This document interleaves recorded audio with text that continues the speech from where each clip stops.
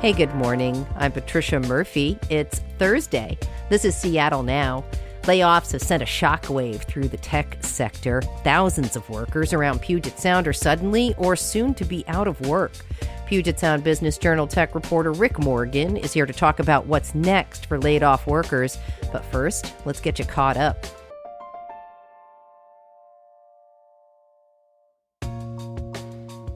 WashDOT crews have restored the sections of Highway 2 that washed out in December's historic floods.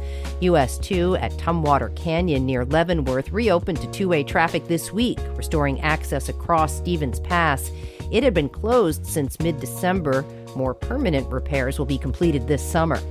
State lawmakers are looking to add mental health safeguards to AI chatbots. Bills in the House and Senate would require chatbots to notify users they're interacting with AI and not a human at the beginning of the interaction and every 3 hours. It would also require chatbot operators to disclose that AI is not a healthcare provider and create protocols for detecting self-harm and suicidal ideation. The Seattle Times reports other states have already passed legislation aiming to prevent chatbots from offering mental health advice, particularly to young users. And the King County Auditor's Office has found that county 911 operators need more guidance on how to handle behavioral health calls. The audit says that emergency operators often rely on law enforcement to respond to these types of calls, despite there being resources like 988 Suicide and Crisis Lifeline. The office says the Sheriff's Department should provide more training to 911 operators on how to handle these types of calls. The audit also found the county's 911 communications center is chronically understaffed and currently has 12 open positions. We're back with more headlines on tonight's episode of Seattle Now. We live in a tech hub. There's Amazon, Microsoft, T-Mobile, Meta, and a ton of startups. The abundance of tech in and around Seattle means industry layoffs have hit hard. Thousands of former tech workers are looking for new opportunities.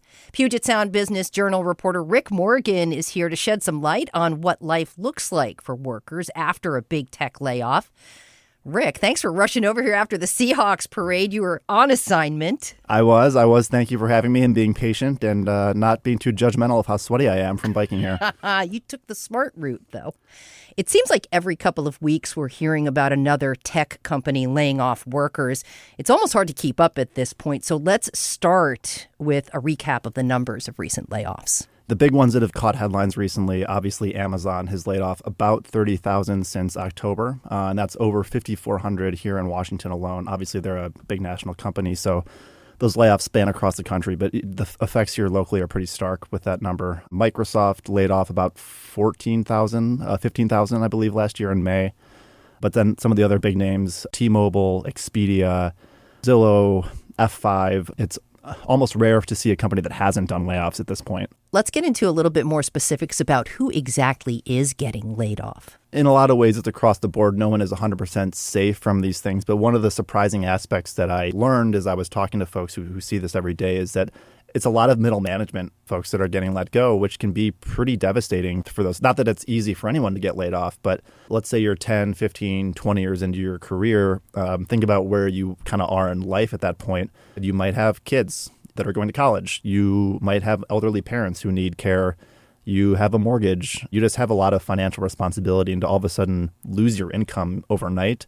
In a lot of ways, it's sort of a crushing of this ideal and this dream that you've been kind of taught your whole life, where if you work hard and you climb the ranks and you do everything you're supposed to do and you start to manage more and more people and you have more and more direct reports, that's your, ladder to success. Fascinating. All right. Well, losing your job, even if you were expecting it, can be awful. And I've heard stories of people immediately being cut off and cut out. What happens after you lose your job? What are big tech companies offering people? It depends on the tech company, but I mean, no company wants to be known as the one that treated you poorly when you got laid off. As much as this is going to sound ridiculous because these are huge companies, it is still a small world in tech. And so there is sort of a brand that you want to protect if you're Microsoft, if you're Amazon, when you do layoffs, because these folks talk. They talk to their colleagues. They talk to their friends who might be looking at these kind of roles down the road. And so in general, I can't speak for every tech company, but you do notice that most of them try to treat the laid off employees as best they can within reason. They generally try to give some severance. They generally try to give as many sort of healthcare benefits as they possibly can. And one of the big things that kept popping up, and we'll probably touch on this later, that kind of spurred this story for me was giving what they call outplacement services, which is third-party firms that the big tech companies, be it Microsoft or Amazon, will hire and pay for to help them find their new role. They generally help with resumes. They help with, sharpening your cover letter, thinking in general about kind of what you want to do next and just kind of career moves that you might be interested in. So those are some of the things that they generally offer. Still, losing a job is an emotional process, and I do want to talk more about those outplacement firms. How can they help workers deal with that portion of job loss? There is a therapist-like element to it in a lot of ways because you're talking to someone who is dealing with something pretty difficult and stressful and shocking in a lot of ways. There's also kind of almost a grief. This sort of personality you've known about yourself your whole life is just all of a sudden ripped away from you. And so the outplacement firms, a lot of times the first call is just kind of helping people process that, listening to them vent, listening to them kind of talk about what happened, and just almost as if you're talking to a friend that just went through a tough breakup. It might not be the time to give them advice in that first phone call or in that first kind of beer you grab together. It might be time to just listen to them. Right, because ultimately their goal is to get them into a new job. Of course, and yeah. A certain amount of bedside manner up front probably goes a long way in terms of framing the future. Well, let's talk about the job market. How is it looking for people in the Seattle area tech sector right now? Oh, it's hard. The numbers kind of speak for themselves in terms of just X number of people flooding the job market. It's not like they're rehiring for those roles. Those roles are gone. And so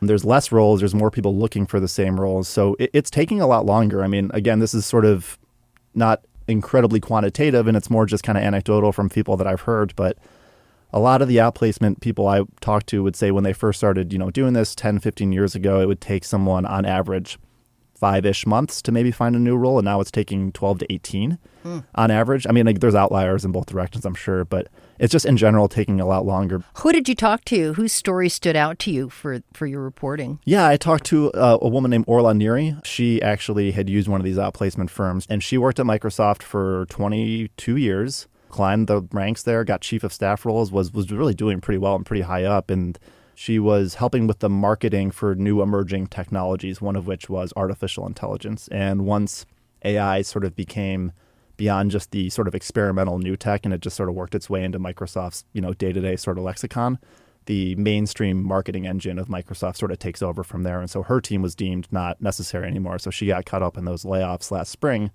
which, is pretty shocking if you've been there for 22 years to just all of a sudden be like, all right, thanks for coming. See you later. She had an option to look for a new role within Microsoft. I don't want to paint the picture of she was just kicked out the door, but still, I mean, 2 months to find a new role, the whole experience can just be a little disillusioning. This company that you've spent 20 whatever years working with can all of a sudden just, if they let you go, maybe it's kind of the kick you need to try your own thing or to realize that, maybe this isn't what I want to do forever because you never know what's going to happen tomorrow. And so she struck out on her own and tried doing her own sort of entrepreneurial networking organization that's doing pretty well right now, from what I can tell. And she's always kind of wanted to do it. And this was sort of the impetus to give that a shot. Is this happening to more tech workers than the one person you talked to? Because it sounds like the market is so flooded that some people won't be able to find a job that's an exact match for the job that they left. Yeah, 100%. I mean, I'm sure there are some people that are finding the one-for-one. I got laid off at this job, I can find the exact same job somewhere else. What you're seeing a lot more of from folks in these outplacement firms, what they see happening is kind of one or two things in a lot of instances. It's either finding something that is sort of tangentially related to what you're doing now. So I'll just use what I know because I'm a journalist. It would be the equivalent of I got laid off and I found a role maybe in marketing or public relations, something that's not the exact same, but that uses a lot of the same skills. And so a lot of tech folks are doing that and sort of retooling. A lot of folks are going back to not full tilt school, but, learning new courses and learning new skills around artificial intelligence and machine learning and just getting stuff that they can put on their resume that makes them a little bit more attractive. But the big thing, and this is what you were kind of hinting at, is there's a lot of sort of entrepreneurial endeavors going on now. A lot of folks have had that idea for a startup or have had that idea of just make their own company, have wanted to be their own boss for a really long time. But the security blanket of Microsoft and Amazon is so appealing when that security blanket gets kind of ripped out of the crib, then all of a sudden it's like, well, I got to do my own thing.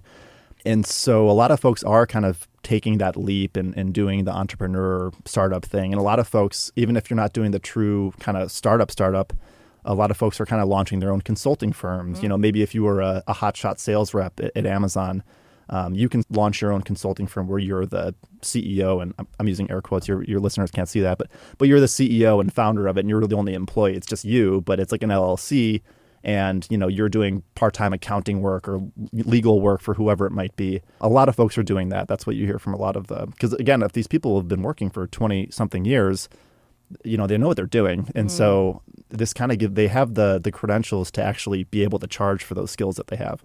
That's really interesting. Once they start new ventures, what do you know about how well former big tech workers are doing? Well, it depends on the person, according to these outplacement firms that see it happen. It's not as easy as you would think of, oh, I want to be my own boss. I'm going to go launch my own consulting firm. Happy ending, you know. Yeah. It's a lot of folks are great at it. You know, they kind of have the entrepreneurial gumption. They know how to market themselves. They know how to charge. They know how to sell their services.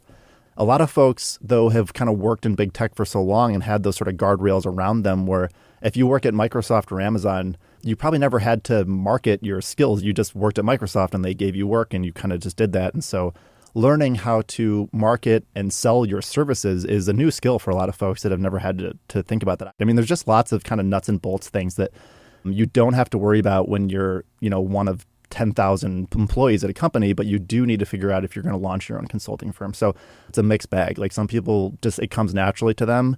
Some folks kind of don't do well once they're kind of ripped away from the corporate guardrails, so to speak. How is this shuffle of tech workers out of big tech and into new opportunities changing the city? What are you noticing? I think it's going to be a long game. I don't think it's going to be noticeable in the short term. I would like to think that the silver lining is that there's more of a push for people to kind of launch their own entrepreneurial endeavors because they realize that this security blanket is kind of an illusion, which is not to say that there isn't security in big tech. I mean, a lot of those roles are still more comfortable and safe, and I totally understand that. But even if they still have that kind of cushy big tech job, just because they know it might not be there forever. They might have thought it was going to be there forever last year or the year before, but now they're maybe hopefully their eyes are kind of opening to it's not. And I should be a little bit more of a self-starter in terms of going out and doing what I've always wanted to do. If you have that itch, if you could look at it from a big picture perspective, I would like to think that there's going to be just kind of more of a movement to kind of launch your own startup. I'm sure the city would appreciate that too. Rick Morgan covers tech for Puget Sound Business Journal. Really appreciate it. Thanks for coming in. Thank you so much for having me. This was a lot of fun. Appreciate you listening to Seattle Now, and thank you to our generous donors for your financial support. It's almost Friday the 13th. Put some good energy out there by taking a minute to rate and review the show on your favorite podcast app. Today's episode was produced by Brooklyn Jamerson Flowers. It was edited by Caroline Chamberlain Gomez. Our production team also includes Andy Hurst, Vaughn Jones, and Paige Browning. Greg Kramer does our theme music. Seattle Now and KUOW Public Radio are members of the NPR network. I'm Patricia Murphy. See you tonight for Evening Headlines.